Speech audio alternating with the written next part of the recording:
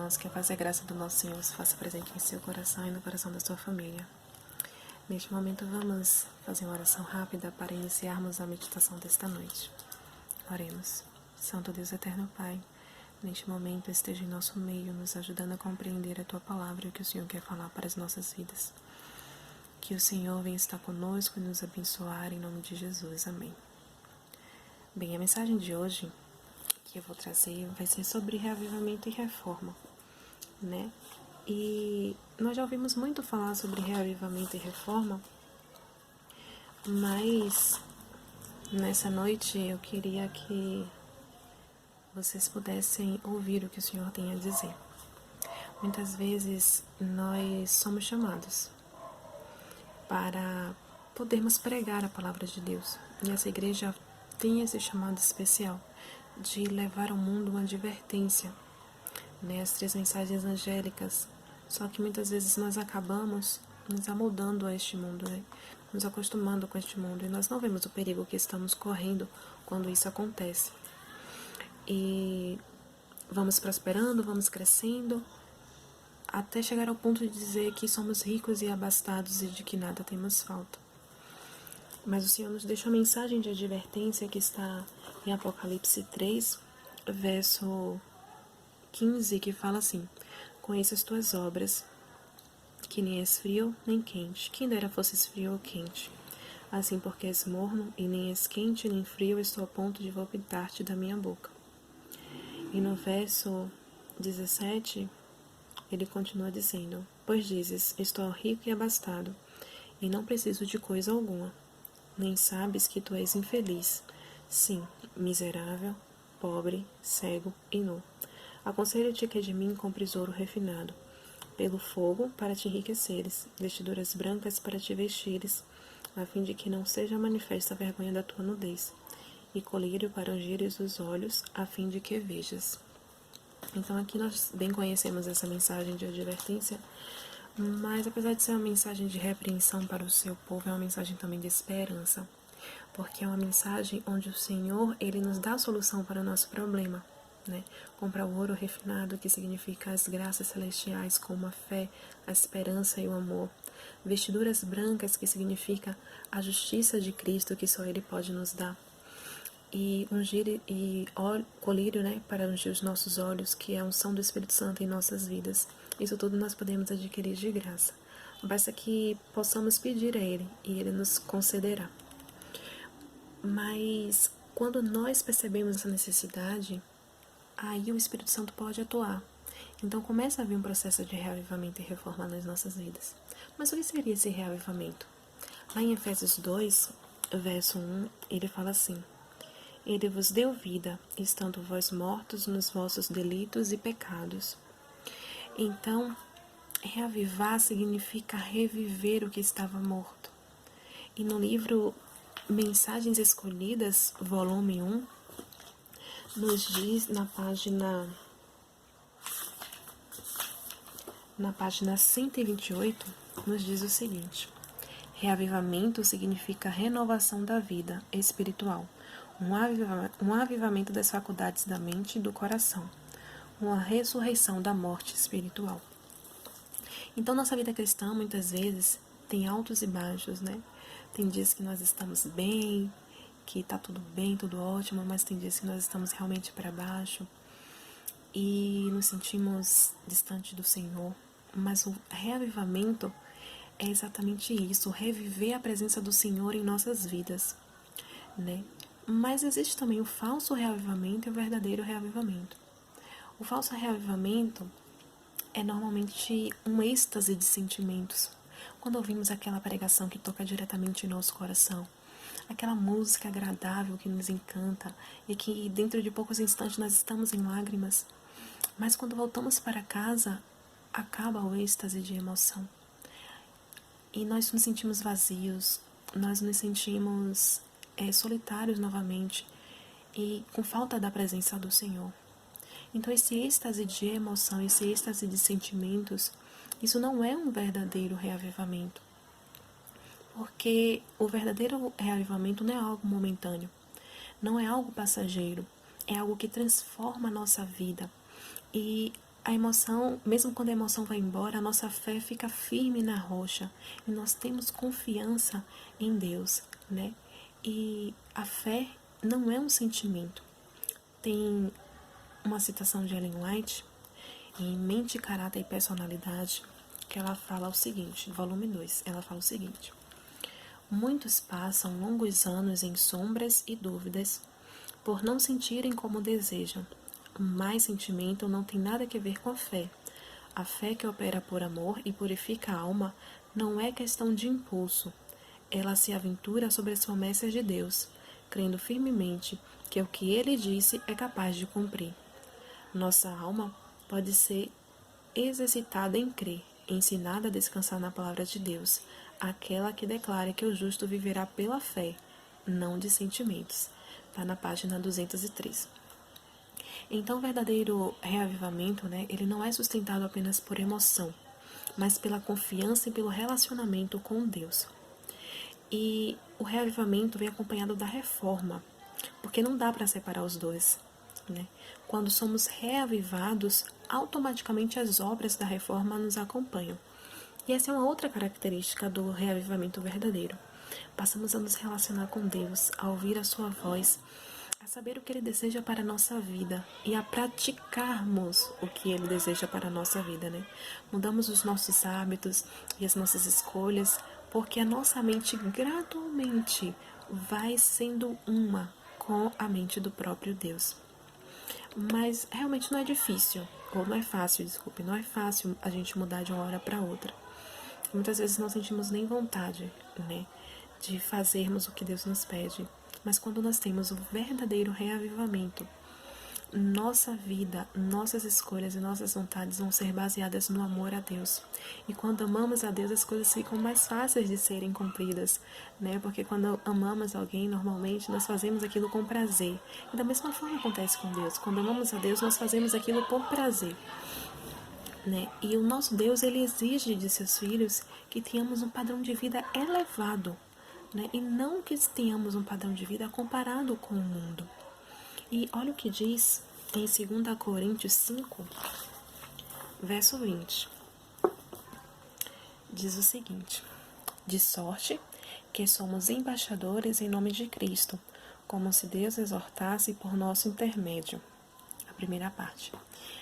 Então, irmãos, eu fui pesquisar, né, o que é ser um embaixador.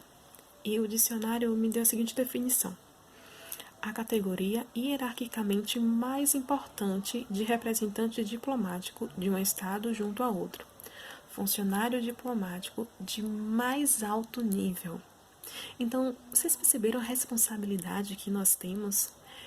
Deus escolheu os seus melhores funcionários, os funcionários de alto nível para representarem Ele neste mundo. E nós fomos escolhidos, eu fui escolhida, você foi escolhido para representar o caráter de Deus aqui nesta terra. E nós não podemos nos amoldar, irmãos, às coisas deste mundo, porque nós somos representantes do Deus Todo-Poderoso, né? Eu já conversei com pessoas da religião do Candomblé, não sei se vocês também já conversaram ou conhecem. E o que eu percebi dessas conversas é que eles falaram que em um certo período de tempo eles não podem se alimentar de determinados alimentos. Às vezes eles precisam passar um tempo só usando roupa branca, acho que todo mundo já viu, né? Alguém na rua assim. E isso tudo porque o orixá pediu para que eles fizessem aquilo.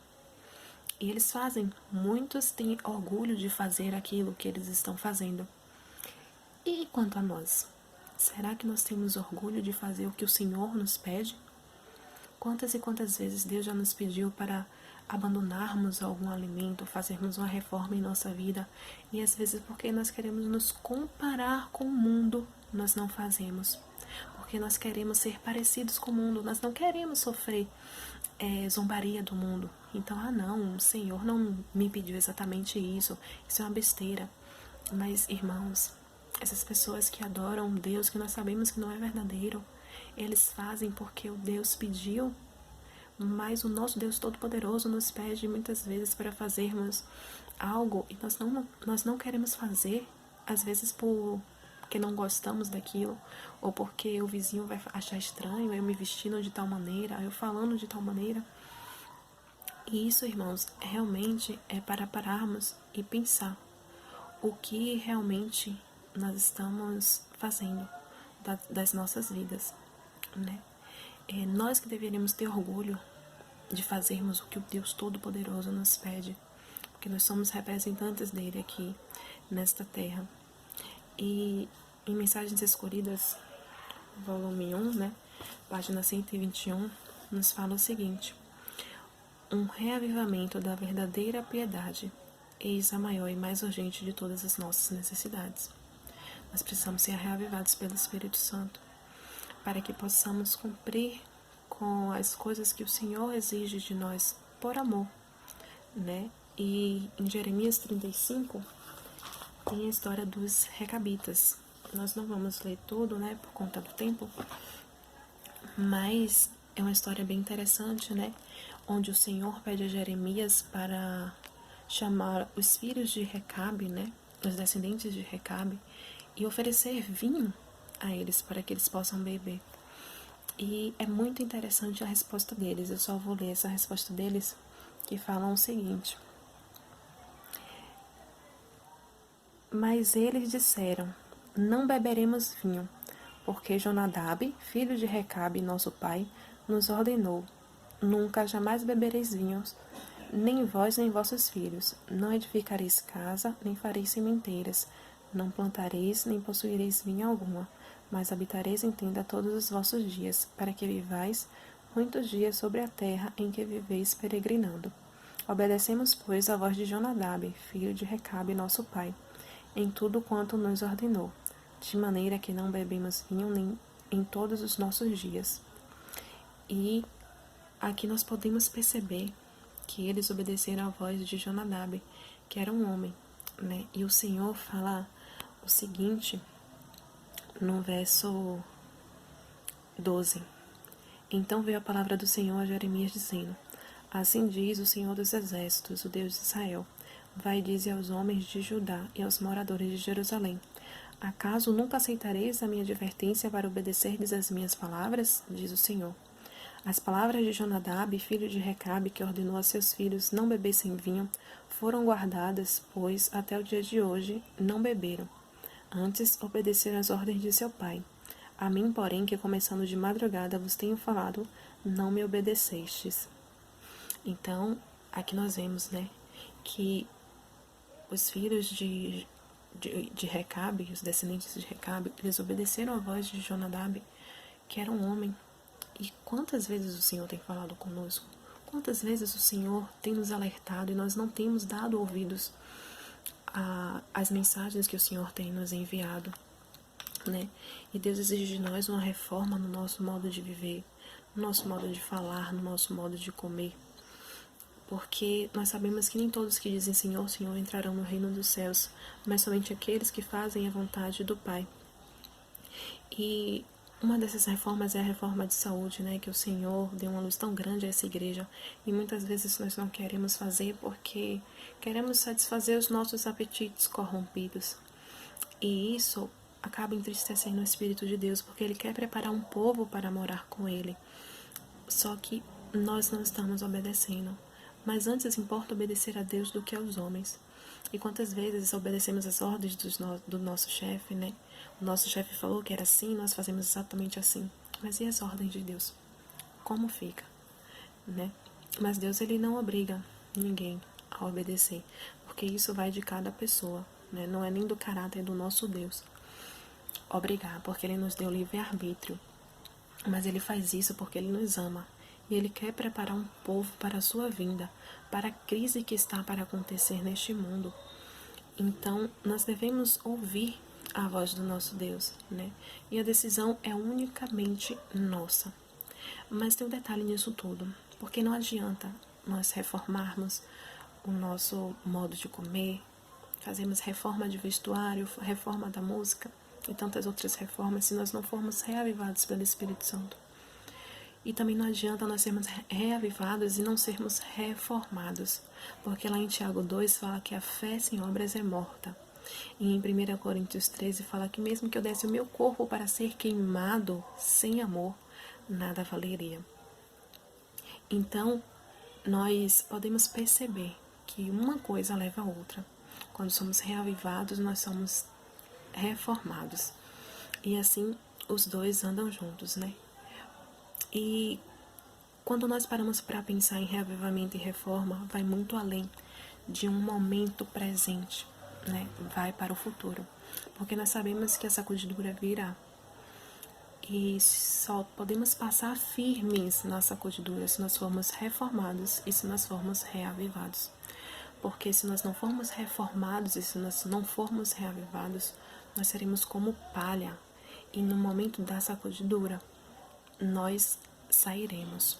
Porque nós não teremos a reforma e o reavivamento que Deus esperou da gente, né? E isso acaba implicando de que se nós não passamos pela sacudidura, nós não vamos receber a chuva serôdia para darmos o alto clamor e, consequentemente, nós não seremos selados. Mas se nós formos reavivados e se nós formos reformados, nós estaremos firmes na sacudidura. O Senhor nos dará força para estarmos firmes na sacudidura. E vamos receber a chuva serôdia, vamos poder dar o alto clamor e vamos ser selados para estarmos com nosso Senhor Jesus Cristo, né? Mas, muitas vezes nós pensamos que vamos esperar a chuva serôdia para que isso aconteça. Mas estamos errados ao pensarmos isso, porque isso deve ser algo individual, né? Não vai ser um passe de mágica que nós seremos reavivados e transformados. A santificação é um processo de uma vida inteira, né? Então, a profetisa nos diz, lá em Mensagens Escolhidas, volume 1, página 122, que fala o seguinte: estamos nós alerta quanto à obra que se está desenvolvendo no santuário celeste, ou estamos à espera de algum poder impotente que venha sobre a igreja antes de despertarmos? Teremos esperança de ver toda a igreja reavivada? Tal tempo nunca há de vir. Há na igreja pessoas não convertidas e que não se unirão em fervorosa, prevalecente oração. Precisamos entrar na obra individualmente. Precisamos orar mais e falar menos. O reavivamento, irmãos, ele é individual, assim como a nossa salvação. A igreja ela nos dá todo o suporte para que possamos ser reavivados e reformados, né? Ela nos dá os conteúdos, temos aí o livro Os 7 Passos para o Reavivamento, né? Temos muitos livros falando sobre busca do Espírito Santo, seminário espiritual e semana de oração e tanta coisa que a igreja nos oferece. Mas de nada vai adiantar se nós não tomarmos uma firme decisão de sermos reavivados e transformados. Não adianta ter todo o conhecimento, ter todo o material, se em nosso interior nós não tomarmos essa decisão. Então é preciso que nós tomemos essa firme decisão de sermos reavivados e reformados, para que assim possamos estar firme, né, no caminho do Senhor. O último verso que eu queria ler com os irmãos está em Deuteronômio 30, no verso 19, que fala o seguinte: os céus e a terra a tomam hoje por testemunha contra ti, que te propus a vida e a morte, a bênção e a maldição. Escolhe, pois, a vida para que vivas, tu e a tua descendência. Então, irmãos, o Senhor faz esse apelo para nós hoje, para que escolhamos a vida para que vivamos. O Senhor se alegra quando tomamos essa decisão de vivermos ao lado dele, né? E se nós temos qualquer consideração pela nossa salvação, precisamos fazer uma decidida mudança em nossas vidas. Porque se nós não decidirmos, irmãos, não vai adiantar todo o esforço que a igreja faz para nos proporcionar momentos de comunhão com o Espírito Santo. Não vai adiantar irmos semanalmente na igreja, porque vai continuar sendo a mesma coisa. Vai ser só mais uma semana de oração, vai ser só mais um livro que eu li. Mas se nós pedirmos forças ao Espírito Santo e tomarmos essa decidida decisão em nossas vidas e dizer: Pai, eu quero ser reformada, eu quero ser reavivada, me ajuda porque eu não consigo. O Senhor, Ele vai nos ajudar, Ele vai nos dar forças para que possamos cumprir com o que Ele deseja para as nossas vidas.